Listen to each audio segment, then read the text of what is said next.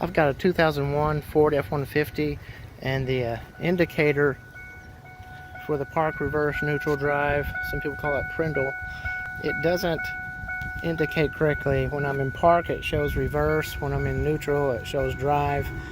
And so I've repaired a part in here. I guess you might say Southern engineered one of the parts in here rather than going and replacing it from the dealership. And it's up under here.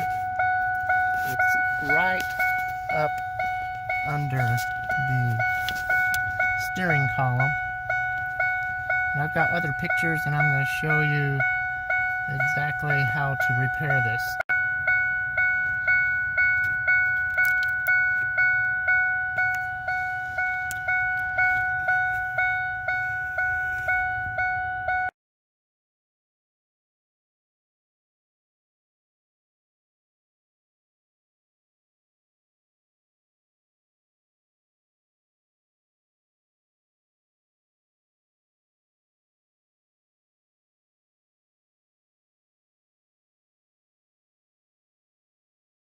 Now that I have put the tie wrap in place, I'm going to check it out.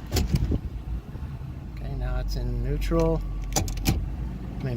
Reverse neutral.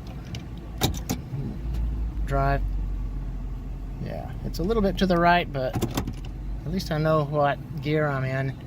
And I could probably shim in between that tie wrap and that little plastic plate there.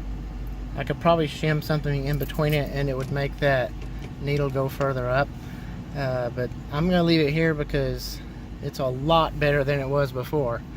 So that's how you can Southern engineer your park reverse neutral drive indicator to make it work better.